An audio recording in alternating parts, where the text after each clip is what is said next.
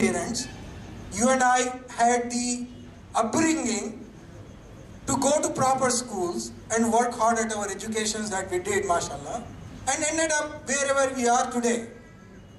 It's just a small stroke of luck that you are here and they're there.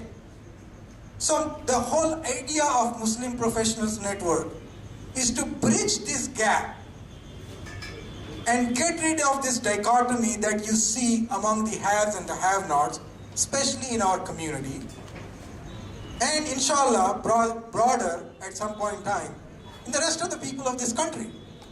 And we will do that through various different community development programs.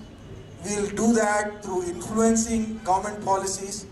We will collaborate and work with brothers like Javed Khan Sahab and Khaliqur Rahman Sahab and folks like that, our elders, who have seen much more than what I have been talking to you.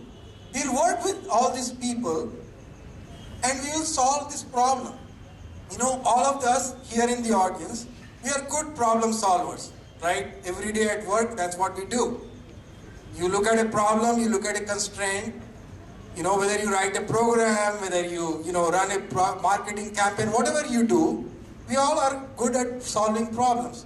And I'm sure if we work together, collaborate, contribute, and then act, we can solve this problem. It's other countries have done it. You know, if you just look at other countries like, say, Malaysia or, say, Singapore, I mean, these countries were at this pretty much the same stage where India was when India became independent. So how come these countries have a better standard of living, a more quality of education, a better quality of education, and generally overall better distribution of wealth than this country? So I think this problem can be solved, and that is the whole idea of the Muslim Professionals Network. So I'm going to skip some of the slides where I talked a little bit more about the dichotomy, the differences in our community versus other communities. And I'll go to the slide where I'm going to talk about the Muslim Professionals Network. So essentially, this is a platform where folks like you and me can come together, we can collaborate, we can all benefit from each other's advices, each other's company, and also we can work together to benefit the community. So it is not only a network where we can give back, but it is also a network where we can learn from each other and where we can advance professionally. Now, you know, great, beautiful things happen when people sit down and have a dialogue. They talk. You come up with, like, when you listen to every ideas, you put everything on the table and you evaluate the benefits and the pros and cons of ideas and you work on solutions, beautiful things happen. Some of the greatest things that you see around in the world have been done with small number of people. You know, these were small ideas at one time or the other. So that is the idea of the organization. It has been my privilege to work with some of the most passionate, most energetic, and most sincere people among us, who some of you see here today. And these people, mashallah, have so much understanding of how things work here that we have been able to create this platform, and today we have been able to invite all of you to start understanding what this is about, to become part of it, and to contribute, collaborate, and act. So I want to briefly walk you through some of the projects that we've already completed and some of the projects that we are looking to work on.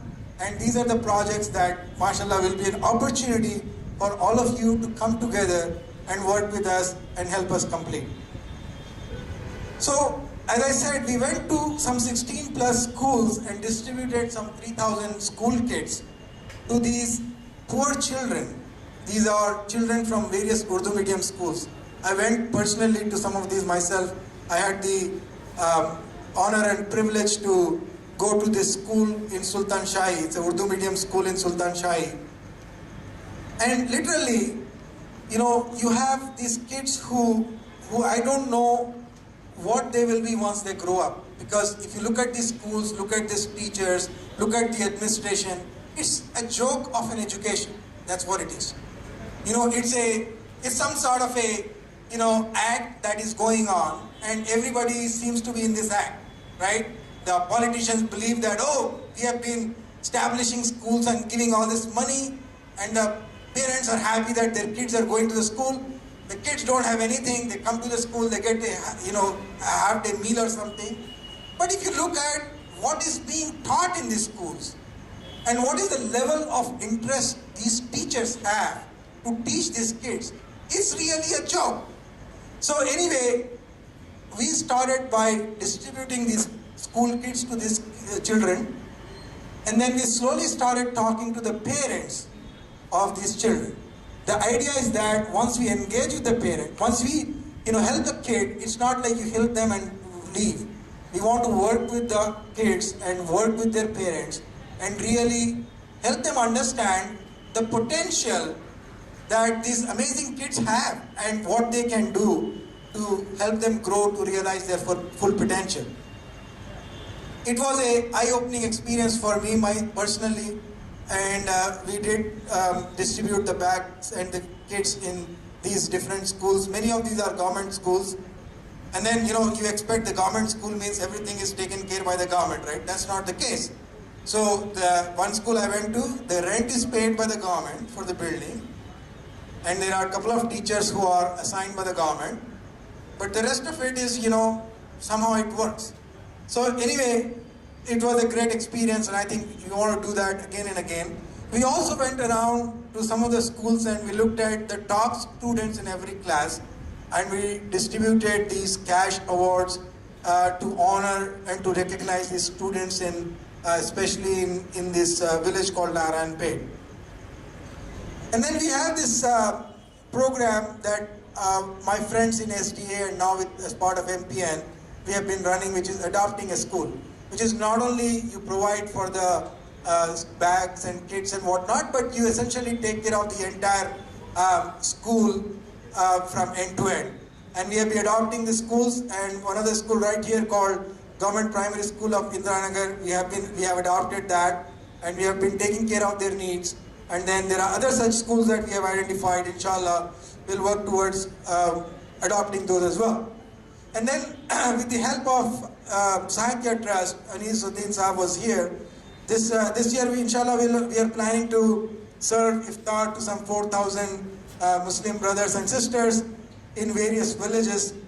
So we are all planning to go and visit these villages and start distributing these iftars to various underprivileged, poor brothers and sisters in our community.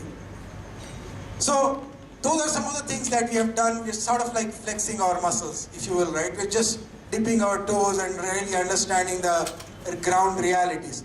Now, we have ambitions to work on some really significant projects. And I want to quickly walk you through a few of them, and then I'll turn it over to my partner in crime, Khudus Bhai Sahab, who will walk you through one of the very important projects that you all can participate in as well. And then inshallah, we will end the program with that. So one of the things that we are looking at doing is putting together a helpline. So if you look at the community, there are various different non-governmental organizations, as well as there are different policies the government has to help a community, from education to economic development to finding jobs and whatnot. People just don't know. If you pick an average unemployed person on the street, ask him or her, they won't even know what opportunities that they can avail. So the idea of the helpline is, it's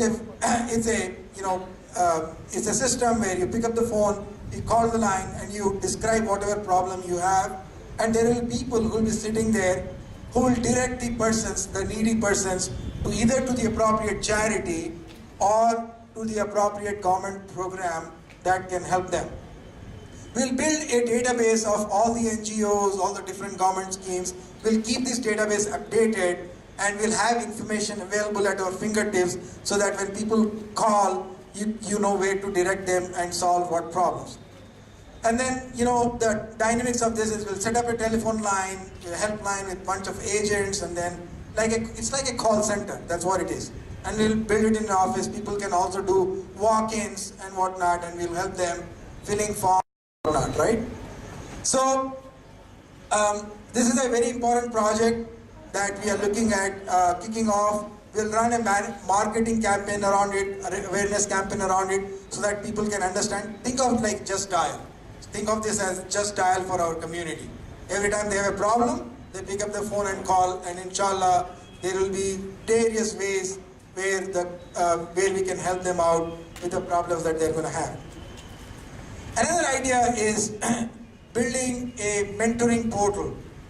So one of the things is that if you look at people around you, people in this room, and various successful people in the world, one of the things that they always want to do is help out others, and kind of guide others and help them reach the positions and the stage that they have reached. So we want to build this mentoring portal, which will be an online portal where students and graduates can sign up as mentees, and they'll have mentors who will sign up from all around the world. I've been talking to my friends in various different places, and they're very interested in signing up as mentors.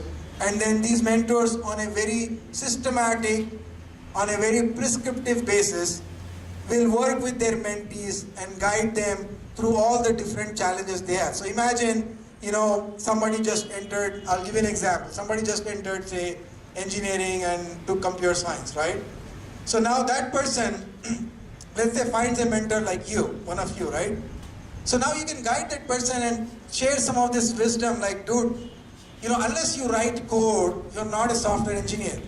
So it's not about like reading books and just mugging up some algorithms. You have to write code. Unless you write C# code, you cannot be a good developer, right? And these are the kind of projects that you need to do. When you write code, again, write networking algorithms. Essentially you can guide them what to study. Now once they graduate, then you can help them understand how to do an interview. I've seen interviews where the candidates have great potential, but they have no idea of how to interview. They either don't know how to answer the questions, or they're not confident enough. So the idea of the mentoring portal is that people who have walked the walk can